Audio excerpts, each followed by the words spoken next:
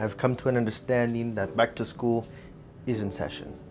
And some of us do not have our basics for school. So in today's video, we're gonna go over the basics of what you need exactly for you going back to school. Kicking off the list with number one is gonna be shoes, only because there is people like myself that base their entire outfits just based off our shoes. And there should be 3 shoes you should always have, does not matter.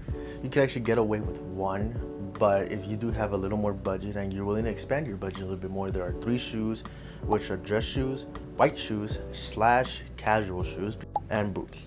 To get a little more in depth with these, dress shoes, you would only have them for your formal events. You want to have dress shoes available to you just so you have them ready, because you do not know when you need them and you don't want to go last minute shopping for them. White and casual shoes, because let's be honest, we're at school. We do not want to be wearing pointed shoes, dress shoes, loafers all day, every single day. So when it comes down to those types of shoes, you really want to stick with your Air Force, your Vans, your Blazers, even some Jordans if you're into that, your Air Max 90s, your Adidas. Your third shoe is your boots, only because for those colder weathers, you don't want to soak your shoes. You don't want to get those ruined. So you have boots, and you specifically want to get rugged boots that can last you and can take a beating. Like for example, these Timberlands. I've had these for about 6 months now.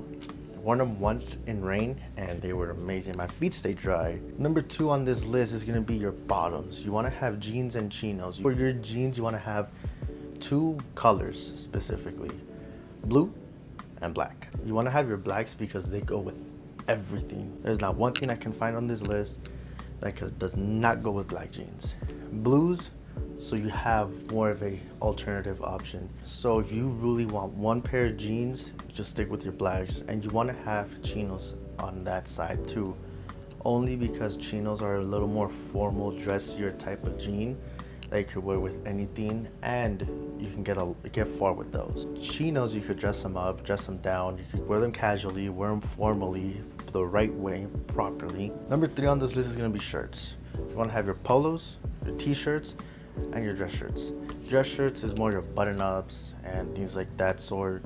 Anything you can wear either with a suit or you can dress up. Polos, they're more of in between of a dress shirt and a t-shirt. They're not too casual, but they're not too formal. You could definitely wear them, dress them up, but you can also dress them down. You can get away with wearing polos, shorts, and white shoes, and you're out the door. Your third option is your t-shirts. Everybody must have your t-shirts, especially your neutral colors, your blacks, your navies, your grays, your whites, your beiges, your browns, your earthier tones are another must.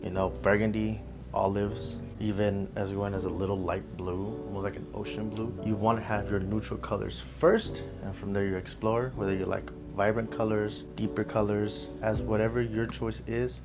You need to have your neutrals first. So for jewelry, you want to have your musts, which is 1 watch and 1 chain. For me, that's my personal preference of your 1 must. You must have a necklace or a chain and a watch. And if you don't have either one of those, invest in one of those. You can go with a plated gold chain, or you can go with a solid gold chain.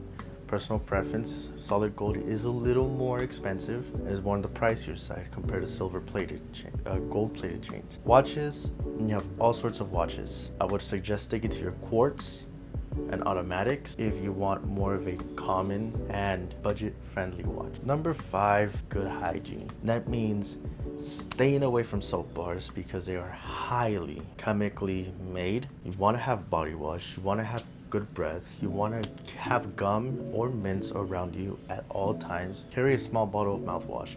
I have one from Listerine, but once this one runs out, I'm going to switch it into the current mouthwash that I have right now. When I carry gum, I tend to leave it in my car, and when it melts, it just becomes a big ball. And with good hygiene also comes a great moisturizer. You don't want to be walking around with alligator skin. You don't want to be looking like you can set off a campfire that's 10 yards away. You want to look good, and we want to stay presentable. That's the whole point of dressing better this school year. So the next one, it is also tied in with hygiene, but it is also considered its own category only because it is such an overlooked part of everyone, and that is fragrances and looking and smelling your best. So there's nothing worse than walking out the door and let's say you start sweating. Nothing worse than that. I think that is right under not having a good haircut, because it is the worst. You do not smell pleasing to people. You want to have a good fragrance, especially in school, you want to have softer, cleaner, not too much in your face fragrances. And when it comes down to fragrances, you do not want to cheap out. You don't want to get your discounted store type fragrances. You want to get ones that last and project and smell the best, are up there, which is why I say designer fragrances